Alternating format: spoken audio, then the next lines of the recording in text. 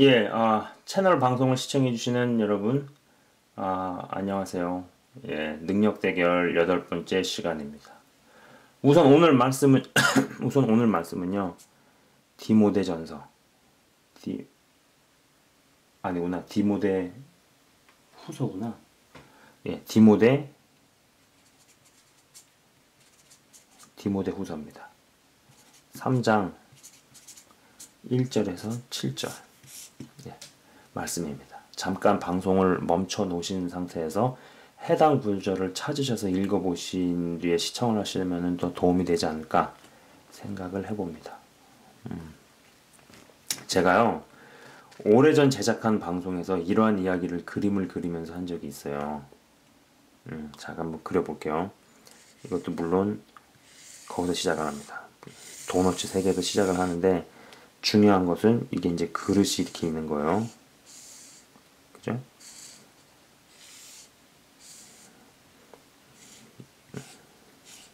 그 다음에 이렇게 되어 있는 거죠. 자, 입체로 되어 있는 거예요. 이 그림에서 하나님께서 부어주시면 먼저 우리의 영을 채우겠죠. 채우다가 쭉 올라가서 흘러 넘치기 시작한단 말이에요. 그 흘러 넘치는 것이 또 혼의 영역을 적시고 또 이 영역에서 가득 차면은 또 우리의 육의 영역으로 넘어간다는 이야기를 했었습니다. 이거를 제가 추천도서 워치만니가 쓴 책을 이야기하면서 제가 이 얘기를 이런 그림을 그리면서 이야기를 했었던 것 같아요. 아니 이런 이야기를 했는데 지금 정확한 출처가 생각이 안 나요. 근데 분명히 제가 이 얘기를 했었거든요. 자, 근데 헌데 영이 자라지 못한다면은요. 만약에 이 영의 그릇이 혼보다 크지가 못해가지고 한 영의 그릇이 요만하다, 요만하다고 한번 가정을 해봅시다. 요만한 거예요. 좀 지저분하지만 무슨 얘기인지 아시겠죠, 그죠? 그래서 이거밖에 안 돼요. 안 된다고요. 영이 자라지 못한다면 영의 그릇이 혼의 그릇보다 낮으면 영에서 흘러 넘쳐가기보다는 오히려 혼에서 나오는 것에 잠식되어 버리겠죠. 그죠? 그래서 하나님께서 영적인 성장을 하게 하시기 위해서 혼의 그릇을 깨시기 시작하시죠. 나에게 어떤 고통과 아픔과 그 외에 뭐 말로 표현하기 어려운 힘든 일들은 사실 내 영을 위한 거죠. 내 영이 자라게 하기 위한 도구로 하나님께서 쓰신다라는 겁니다. 자, 오늘은 이러한 이야기를 좀 해봅시다. 계속 좀 이 도너츠 얘기를 할게요.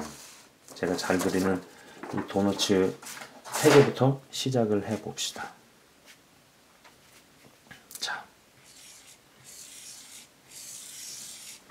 3개가 있는데 제가 좀 이제 그림을 그릴 거예요. 그림을 그리는 동안 잠깐 좀 좀 무슨 이걸 침묵을 때워야 되려니까 참 이거 뭐야 이렇게 하면 안 되는데 자 여러분 보세요. 제가 지금 이 무슨 그림을 그리는 거냐면은요, 이 혼의 영역에 대해서 그리려고 하는 거거든요. 자, 이제 1번부터 1번, 2번, 3번, 4번이 있어요. 야, 나 참, 공간을 잘 못 쓰겠네. 자, 근데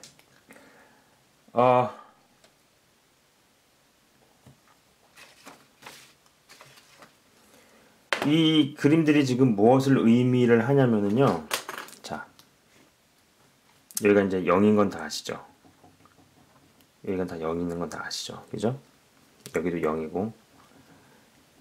제가 오늘 하고 싶은 이야기는 혼의 영역이 여러 번 말씀을 드렸지만은 뭐 우리의 이성과 감성과 의지로 되어 있다라는 이야기를 제가 여러 번에 걸쳐서 했었어요. 근데 이제 중요한 건 뭐냐면은 그러면은 그게 어떤 식으로 분리가 되어 있느냐. 예를 들어 가지고 2번 같은 경우는 이게 3개로 나눠서 여기에 우리의 감정, 그 다음에 여기는 이성, 그 다음에 여기는 의지. 너무 글씨가 또 이러네.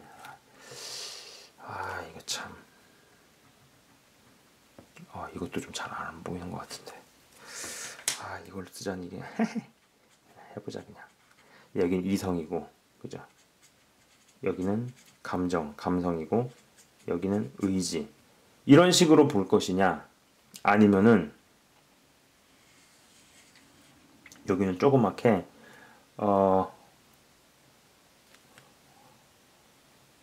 여기가 이제 감정이에요.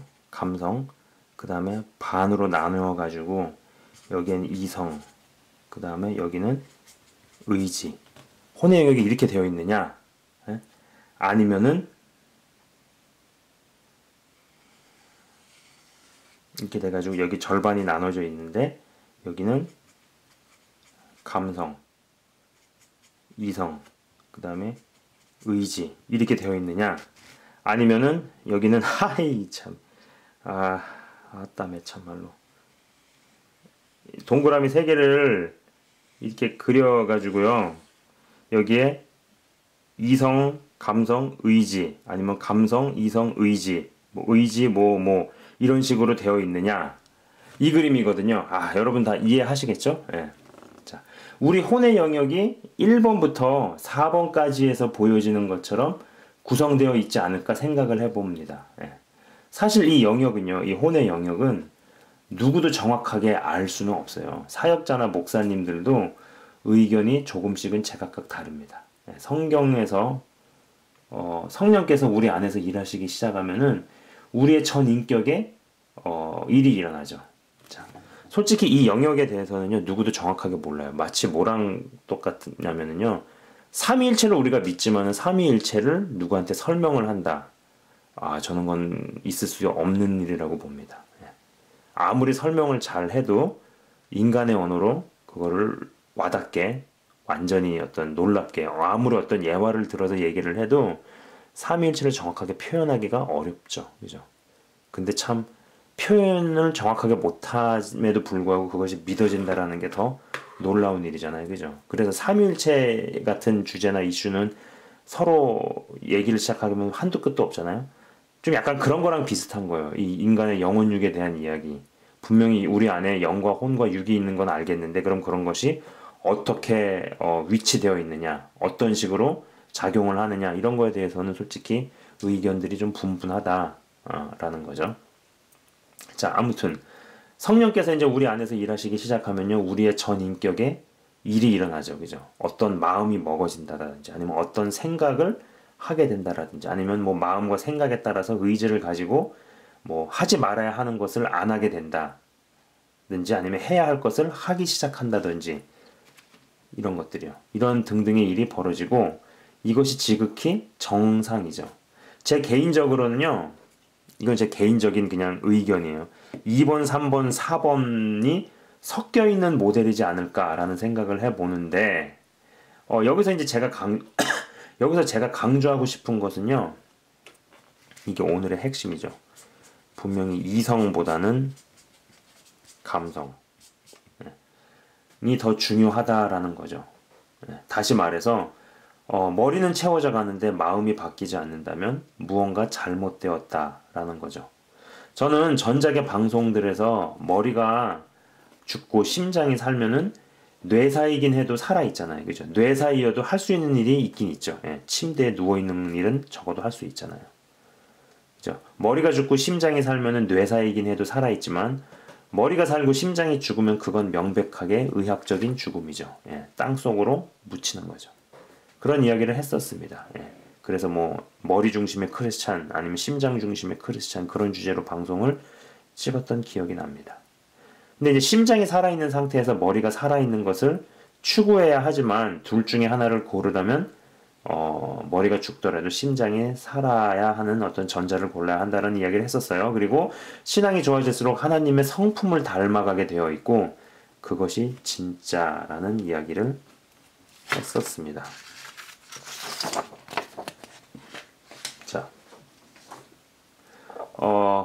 자, 그러면 이 도식을 한번 보도록 합시다. 자, 여기는요, 하나님의 말씀이에요. 그죠? 하나님의 말씀을 가장 위에 최고의 권위가 있는 위치에 놓고, 그죠?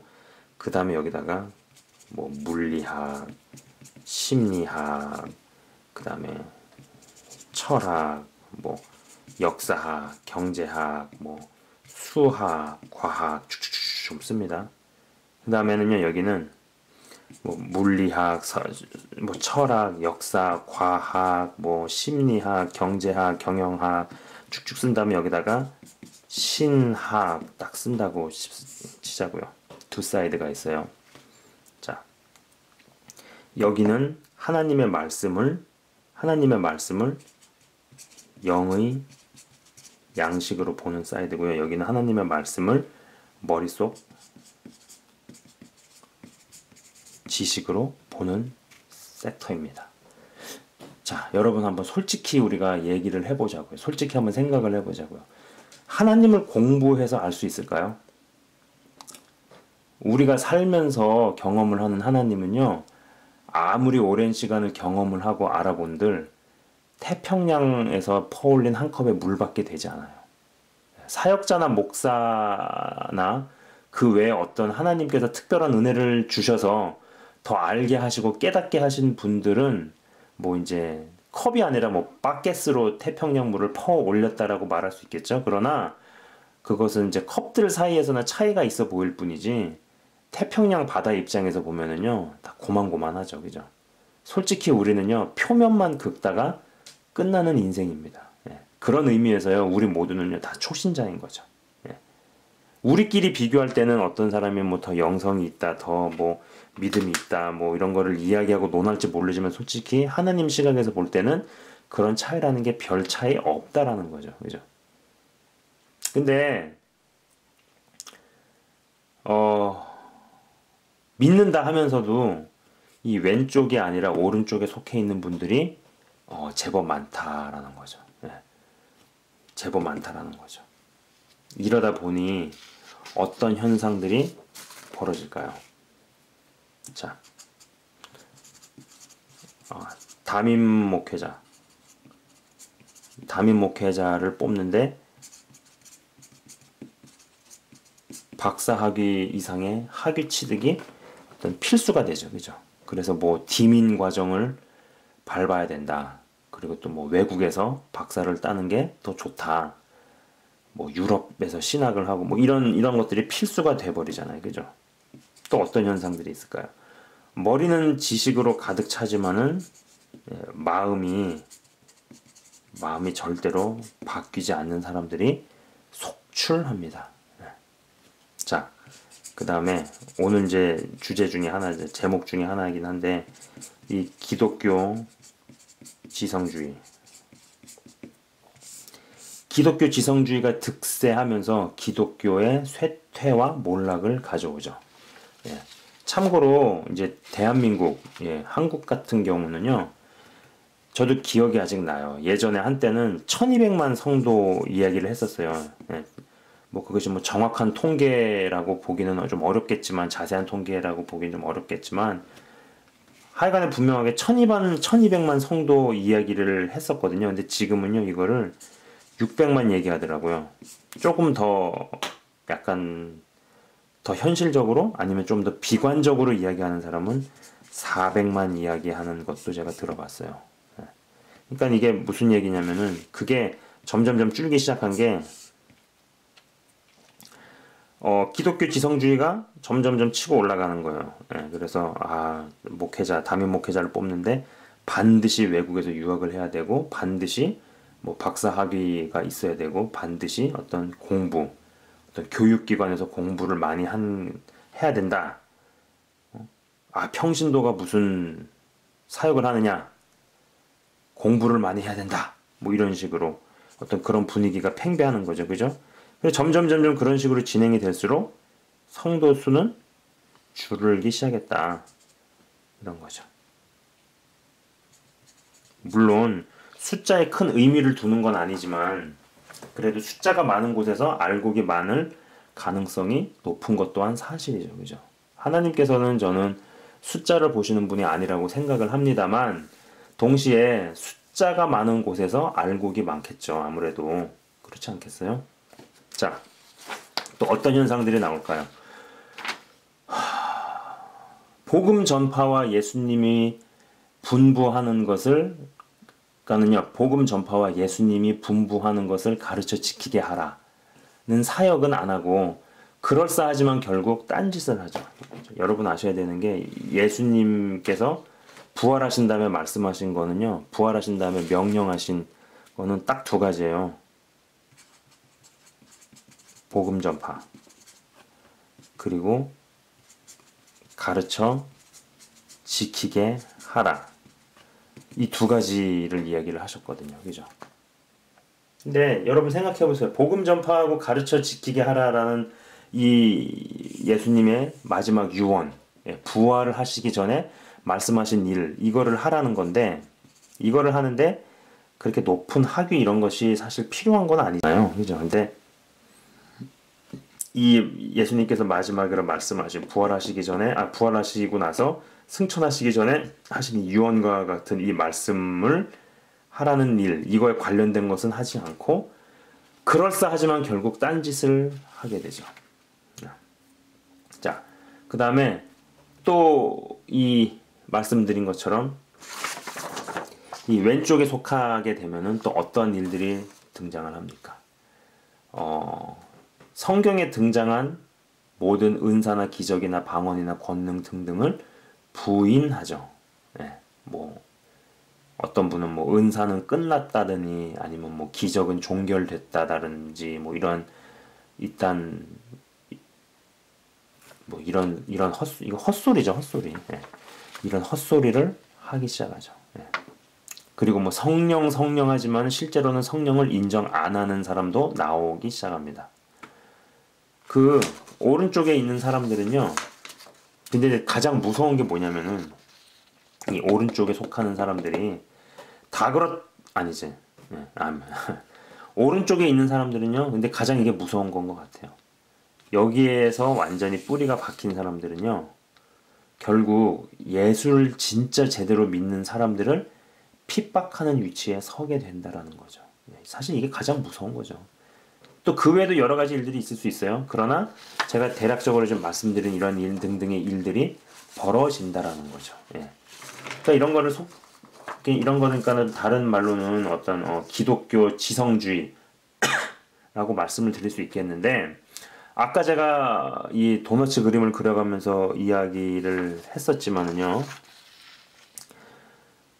그리고 이제 이런 거에 관련된 방송을 제가 한번 얘기했던 것 같아요. 인간에게는 좌뇌와 우뇌가 있는데, 우리가 경험을 하는 공교육이라는 것이 좌뇌 중심적이죠. 그죠? 그러나 우뇌가 담당하는 것은 어떤 상상력이라든지 아니면 어떤 직관이라든지, 그죠? 그래서 무언가 이렇게 말로 표현은 못하겠지만 더 세미하게 아니면 더 정확하게 느끼는 어떤 그런 감각들 이런 것들이 다 우뇌에 속하는 기능이잖아요. 그죠? 근데 이제 좌뇌를 발달시키다 보면 우뇌가 다치는 바람에 예수님을 믿고 신앙생활을 하는 데 있어서 어려움을 겪는 그런 부분들이 분명히 나오잖아요. 그죠? 그래서 제가 공교육은 사단의 히든 카드다 뭐 이런 얘기도 했었고 그리고 또 우뇌가 얼마나 중요한지 이런 얘기를 했었어요. 근데 성령의 이제 영이 아까도 이제 그 그릇도 그렸지만은 영이 흘러가면서 우리의 이성과 감성과 그 다음에 의지 부분까지 다 골고루 퍼져 나가면서 이렇게 흘러나가야 될 거 아니에요. 근데 그게 이성적으로는 확 막아버린다라는 얘기죠. 아니구나. 말 좀 잘못 나왔다. 감성적인 부분은 확 막아버린다라는 얘기죠. 그죠? 근데 그렇게 되게 되면은 이성주의자가 된다라는 얘기입니다. 이성주의자. 그래서 아까 말씀드린 것처럼 그렇게 되게 되면은 신학을 하나님의 말씀을 많은 학문들 중에 하나로 보게 된다. 이게 굉장히 무서운 차이예요. 이게 믿는다라고 하지만은 왼쪽으로 갈 것인지 아니면 오른쪽으로 갈 것인지 굉장히 무서운 차이라는 거죠. 그죠? 하나님의 말씀은요, 많은 학문들 중에 하나가 아니에요. 하나님의 말씀은 가장 높은 권위에 둬야 되고 그 밑에 다 딸려있는 구조로 가야 된다라는 거죠. 자, 저는 공부가 필요 없다는 말을 하고 있는 게 아닌 거 아시죠? 예. 지성은 귀한 겁니다. 예. 이성은 귀한 거예요. 이성은 필요한 거예요. 왜 괜히 주셨겠어요? 하나님께서 주신 건 다 이유가 있는 거예요. 지성은 귀한 것이고 필요한 것인데 단지 성령에 의해서 마음이 새롭게 변화됨을 받아가는 과정들이 선행이 되고 그것이 이제 받쳐주는 조건 하에 이성적인 접근과 공부도 제대로 된 방향으로 나아가지 안 그러고 기독교 지성주의로 흐르게 되면은요, 예? 그런 것이 받쳐주지 않는 상태에서 이 감성적인 부분이 받쳐주지 않는 상태에서 예, 이성주의, 기독교 지성주의로 흐르게 되면은요, 교회들이 맞이하게 되는 것은 뭘까요? 결국은 세속화를 맞이하게 된다라는 겁니다. 자, 여러분도 아시겠지만요, 하나님의 말씀을 신학이라는 이름으로 여러 학문들 중에 하나로 집어넣고 하나님 말씀을 영의 양식이 아닌 머릿속 지식으로 접근하는 것은, 그러니까 이 접근 방법, 쉽게 해서 이 접근 방법은 그리스에서 왔다라는 거죠. 고대 그리스에서 왔어요. 그리고 이것은요, 우리가 요 근래 경험을 하는, 뭐 예전부터, 요 근래가 아니죠. 예전부터, 아주 오래전, 수천 년 전부터 쫙 역사적으로 경험을 해왔고, 또 우리도 경험하고 있는, 그리고 앞으로 더 미치도록 경험을 하게 될 기술, 테크놀로지, 기술의 발전과 어떤 문명, 시빌라이제이션이라고 그러잖아요. 기술과 문명, 기술의 발전과 문명의 진보에, 이거 뭐 안 보이네. 기술의 발전과 문명의 진보의 어떤 근간이죠. 그 뿌리가 바로 이거란 말이에요. 문제는 기술과 문명은 이성주의의 산물이라는 거죠. 하나님의 말씀과 신앙이 이 노선으로 가게 되면은요, 교회의 급속한 세속화가 시작이 됩니다. 앞서 이야기했지만, 자, 저는 공부가 필요 없다는 말을 하고 있는 거 아니에요. 공부하지 마라 그런 얘기가 아니에요. 특히 사역자나 목사님들은요, 공부를 많이 해야 된다라고 저는 생각을 하는 사람입니다. 왜냐면은요, 육신의 병을 고치는 의사들도 공부를 굉장히 많이 하잖아요. 그리고 연구를 많이 하는데, 영적인 것을 다루는 사역자나 목사님은 더 말할 거 없죠. 그런데 마음이 바뀌지 않는 상태에서 마음은 여전히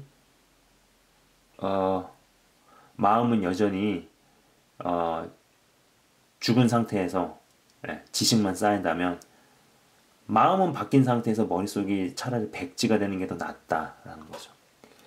천국에 가느냐 못 가느냐에 직결되는 이슈는요, 회개의 열매와 성령의 열매인데, 이것은 다 하나부터 끝까지 죄다 마음에 맺는 거죠. 그죠? 마음에 맺는 것입니다. 부디 마음의 변화를 더 추구하시기 바랍니다. 마음은 마음대로 계속 이렇게 변해가고 열매 맺어가고 변모해가는 가운데에서 이성이 작동을 해야 한다라는 거죠. 안 그렇게 되고, 이게 참 두려운 거고 굉장히 중요한 건데, 우리가 알고 있는 사회 시스템이나 교육 시스템이 다 그리스에서 왔다라는 거, 이제 여러분 아시는 분들 다 아실 거예요. 그죠? 그런 거를 감안을 해봤을 때, 얼마나 이 시스템을 잘 짜는 거예요. 구조적으로 하나님을 제대로 알고 신앙을 제대로 갖는 것이 어렵도록 구조적으로 굉장히 잘 설계를 해놨다라는 거. 그죠? 그래서 기독교 지성주의. 공부하는 게 필요한 거지만 필요 없다라는 얘기가 아니지만은, 이 기독교 지성주의로 흐르는 이런 부분들은 경계를 어느 정도 해야 된다라는 거. 그죠? 부디 방송 보시는 모든 분들께서 하나님의 말씀을 최고 권위에 두시고, 그리고 하나님의 말씀을 많은 학문 중에 그 중에 일부인 신학으로 오도하거나 잘못 접근하는 그런 일이 없기를 바라고요. 그리고 이 왼쪽이 아니라 이 오른쪽에 속해 계시는 모든 분들이 다 되시기를 진심으로 바라봅니다. 그럴 때 진정한 능력이 나갈 수 있고 진정한 하나님 안에서의 그런 능력들이 여러분을 통해서 나갈 것을 확신해 봅니다. 예. 시청해 주셔서 감사합니다.